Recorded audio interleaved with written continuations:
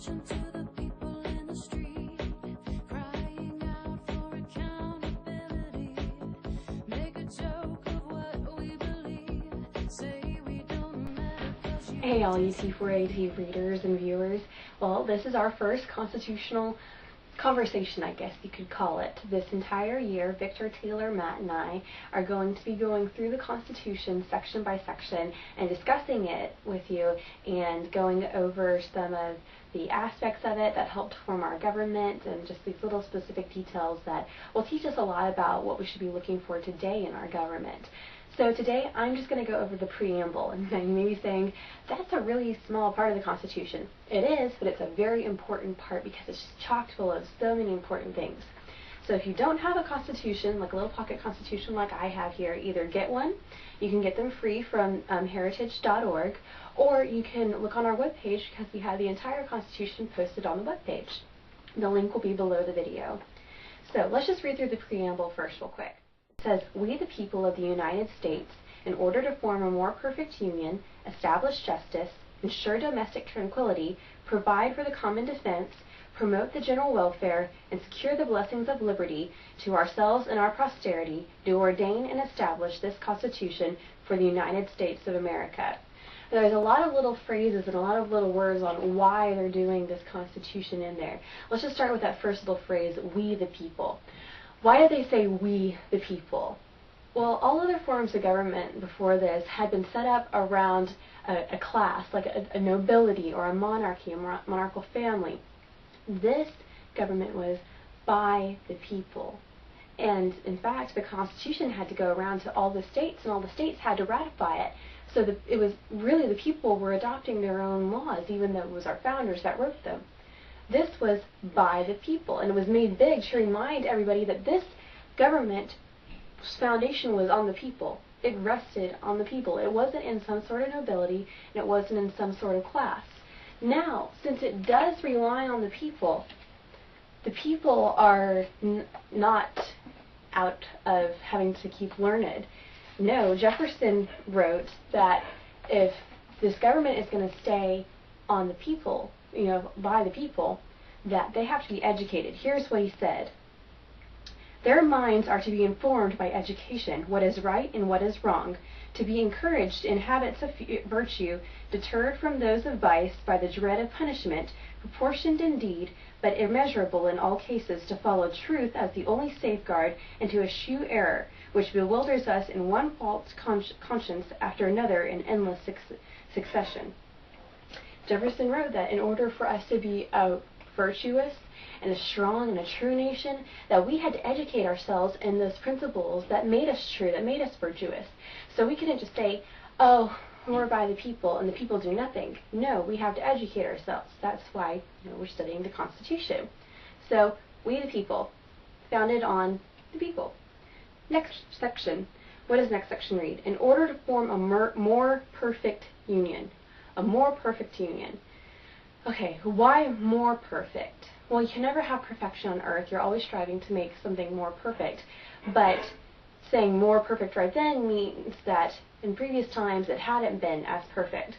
Under the Articles of Confederation, which our government had before it adopted the Constitution, the states were separate. They were more like their own little countries and their own little governments. And there was no unity.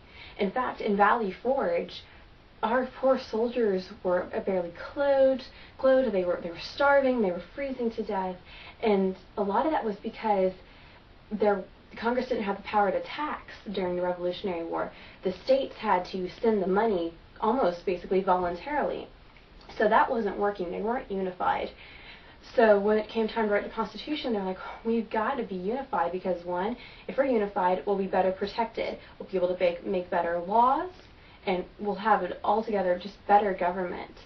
So it was in order to create a union that would be stable because, this Gatkins flag, the snake, it's all together. You remember Benjamin Franklin's flag, that where the snake is all divided, and it said, "Unite or die"? Well, they united for the Revolutionary War, and then united. You don't tread on a snake. So it was to form a more perfect union so they would be a strong government. The next part reads to establish justice and ensure domestic tranquility. Okay, why do we need to establish justice? I say that's a stupid question. Of course we need justice. We need sound justice. Well, the reason the founders put that in is because in England at some point, and even other old countries, there wasn't a true justice system. You weren't judged fairly. You were judged based on your class or basically how much money you had. It wasn't a fair judicial system in a lot of cases. So this was to provide a fair, equal justice to all, not equal things to everybody, but that if you come to court, you are innocent until proven guilty. And when you have good justice like that, when rulers are being a terror to evil, like the Bible says they should be, then you're going to have domestic tranquility, because the good people are going to know that if they get into court and they are really good, that the justice is going to be fulfilled, and those who are going to want to do bad are going to realize the justice system is going to crack down on them. So it was to establish this strong judicial system. Next part says provide for the common defense. Okay, that's pretty self-explanatory. Common defense, that's to protect our land, our common defense. But the interesting thing is that what's written in the book that we're going through called The Making of America is it talks about how the common defense was both outwardly of the United States and inwardly, to defend our laws and our Constitution from the outside and the inside. Anything that would want to go up against our country, whether by force or ideology, against our Constitution, that our government, this Constitution, was to provide for the common defense. Okay, next part, promote the general welfare. I want you to take note of the key words. You hear the word welfare in them there. Today we think about the welfare system. But notice, does it say provide for the general welfare? No, it says promote the general welfare. In promoting the general welfare of people, that means that the government is going to make it available for, if you are having a hard time, you can be able to help yourselves, or the people around you can help you. It's going to promote it. It's not so much going to provide your general welfare, but it's going to be there to say, you know what, you have the freedom to fail, but you have the freedom to be able to find a job, pick yourself back up, and work hard. So it's promoting. So would the founders so much like our welfare system today? It's a question to raise. Next part. This is the last part. Securing the blessings of liberty to ourselves and our posterity. Posterity is future generations. So securing the blessings of liberty. What are the glorious blessings of liberty?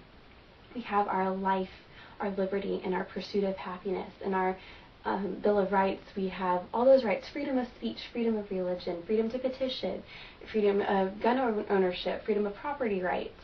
All those blessings that liberty gives us.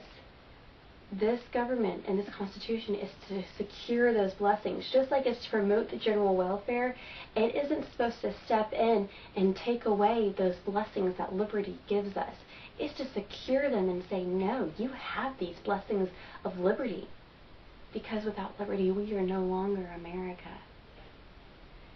It says that because of this, they do ordain and establish this Constitution of the United States of America.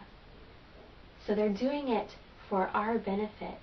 They're doing it for true justice. And when we look back on this as teenagers, we think of some things that our parents do for us. How much do they do for us to help provide for us? I almost look at this as the founders. We call them our founding fathers, providing this government for us that is just so beautiful.